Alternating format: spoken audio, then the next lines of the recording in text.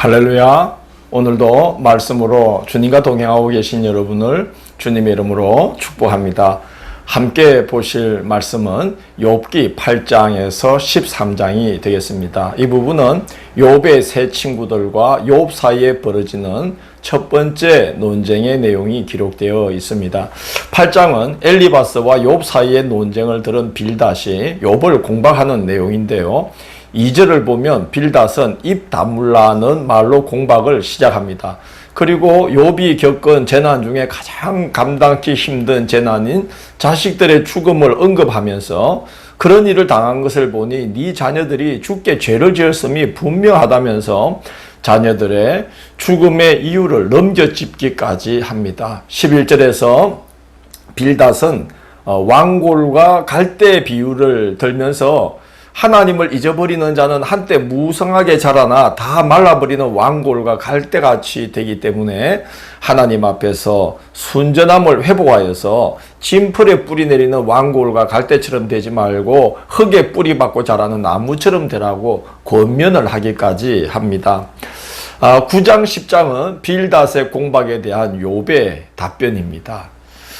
빌닷이 하나님에 대해 다 아는 듯 말하고 있는 모습을 지적하면서 욥은 하나님을 가리켜서 시비를 가리기 위해 소환할 수도 법정에 세울 수도 없는 분이라고 말을 합니다.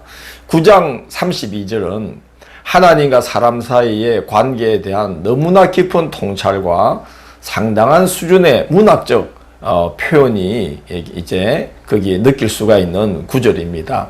하나님은 나처럼 사람이 아니신즉 내가 그에게 대답할 수 없으며 함께 들어가 재판할 수도 없고 우리 사이에 손을 얹을 판결자도 없구나. 그렇게 욥이 대답합니다.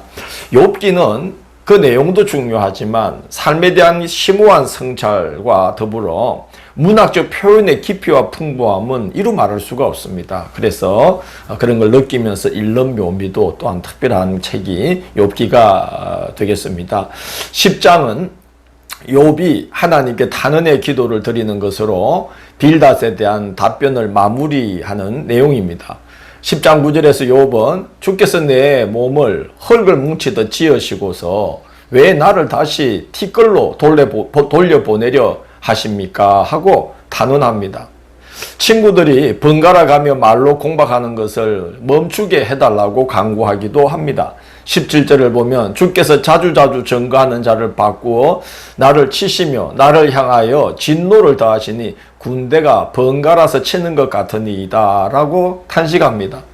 욥은 그래서 하나님께 다른 것 아무것도 바르지 않으니 짧은 세월을 사는 동안만이라도 제발 평안하도록 그냥 자신을 가만두기만이라도 해달라는 기도를 드리면서 자신이 얼마나 견디기 힘든 상황에 있는지를 빌닷에게 드러내므로 대답을 마칩니다. 11장은 두 친구와 욥 사이의 논쟁을 지켜보던 소발의 첫 번째 공박이 되겠습니다.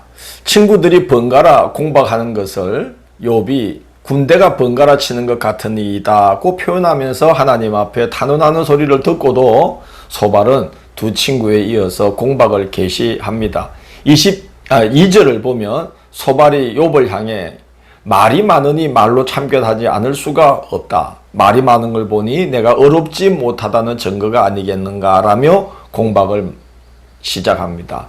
이 정도가 되면 친구가 아니라 원수다라고 할 수도 있겠죠. 소발은 욥이 계속 논쟁을 이어가는 것을 가리켜서 죄인으로서 감히 하나님 앞에서 죄를 더하는 것일 뿐이라면서 욥을 가리켜서 출생함이 덜나기 같이 지각이 없고 허망한 사람이라고 욥을 평가절하한 후에 지금이라도 마음을 바로 정하고 하나님께 회개하면 하나님의 도우심이 있을 것이다 라면서 조언을 합니다. 12장 13장은 소발의 공박에 대한 욥의 대답입니다. 욥은 논쟁을 계속 이어가는 것은 무의미하다는 것을 깨닫습니다. 13장 3절을 보면 이렇게 말하죠. 참으로 나는 전능자에게 말씀하려 하며 하나님과 변론하려 하노라 라고 이제 고백합니다. 논쟁이 더 이상의 논쟁은 무의미하다는 거죠. 아들을 셋씩이나 낳아 주었는데 야곱의 마음이 자기에게로 향하지 않자 이제는 야곱에게 마음을 두지 않고 하나님께 마음을 두고 하나님을 찬양하며 살아가리라는 결심으로서 넷째 아들을 낳으면서 이름을 유다, 찬양이라고 지은 레아와 같은 심정이 아닐까 생각합니다. 욥은 친구들을 가리켜서 너희는 거짓말을 지어내는 자요 쓸모없는 어원인이라고 반박합니다. 그 말이 맞죠. 위로하러 왔으나 위로자가 되지도 못하고 훈계한다고 많은 말을 하지만 그것은 훈계가 되지 못하며 욥도 다 알고 있는 말이라는 거예요. 그래서 2절을 보면 욥은 이런 말을 합니다. 너희 아는 것을 나도 아노니 너희만 못하지 않으니라고 이제 말하면서 친구들에 대한 기대를 다 내려놓습니다. 욥이 보기에 친구들은 하나님에 대해 잘 알지도 못하고 고난을 깊이 이해하지도 못하면서 하나님을 위해 변론하겠다면서 그렇게 그 많은 말을 쏟아놓는 교만하고 어리석은 자들에 불과했던 것이죠.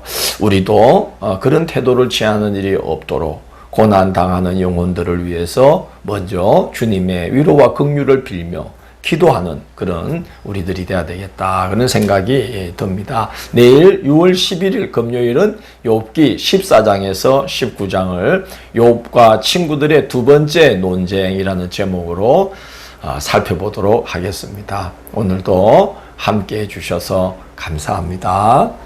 기도하겠습니다. 주님, 저희들이 말보다 마음이 앞서게 인도하여 주시고 이 땅에 여러 가지 이유로 여러 가지 모습으로 고난을 겪으며 살아가는 많은 이들을 바라볼 때에 우리가 마음으로 공감하고 또 주님의 위로와 긍휼이 그들에게 임하기를 기도하는 그런 마음을 먼저 갖고 그 힘들어하는 삶을 이해하고자 힘쓰는 저희들이 될 수 있도록 인도하여 주옵소서. 또한 저희들도 고난의 숲을 헤치며 살아갈 수밖에 없는 연약하고 또 하나님의 도움이 없이는 살아갈 수 없는 부족한 자들임을 항상 잊지 않도록 인도하여 주옵소서. 예수님 이름으로 기도드립니다. 아멘.